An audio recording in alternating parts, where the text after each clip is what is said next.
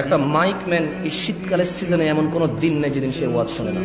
এদেশের ওয়াজ যদি মানুষের খুব বেশি একটা কাজে আসতো, সবার আগে ও সবচাইতে ভালো মানুষ হতো। আমি ওকে খারাপ বলছি না, আমি ওকে মানুষ হিসেবে খারাপ বলছি না। আমার ওয়াজ যদি কারো কাজে আসতো, আমি বিলিভ করি প্যান্ডেলওয়ালা, মাইকওয়ালা আর স্বেচ্ছাসেবক ভলান্টিয়ারদের সবার আগে কাজে আসতো। কিন্তু আমি দেখেছি এদেশের আয়োজকদের মধ্যেই বেনামাজি, ঘুষখোর, সুদখোর ভরপুর থাকে। দু একজন ভালো থাকে, দু একজনের ইচ্ছা চেষ্টা, বাকিরা যে সাড়া দেয় এটার জন্য তারা নেকি পাবে যদি তারা নামাজি হয়ে মরে, আর বেনামাজি মরলেও তুলে হিসেবেই আসে না। একটা মাইক ম্যান এই শীতকালের সিজনে এমন কোনো দিন নেই যেদিন সে ওয়াজ শোনে না।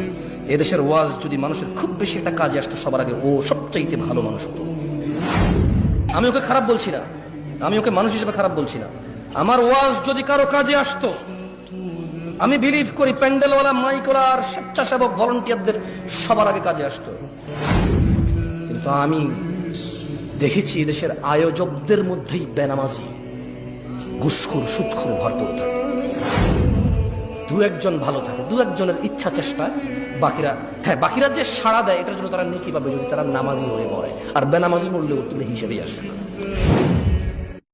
তোমরা কি হাদিসে কুদসিটা পড়ো না ছোট ভাই আমার, ও পর্দার ছোট বোন আমার, তোমরা কি শোনো না আল্লাহর নবী বলেছে লাউ বালাগাত যুনুবুকা আনানাস সামা, তোমাদের গুনাহ যদি আকাশের মেঘমালা পর্যন্ত পৌঁছায়, সুম্মাস্তাগফারতানি, অতঃপর যদি আল্লাহকে বলো ইয়া আল্লাহ আপনি আমাকে maaf করেন, আল্লাহ বলছেন গফারতু লাক, তোমাকে maaf করব, ওয়ালা উবালি, কারা পরোয়া করব না।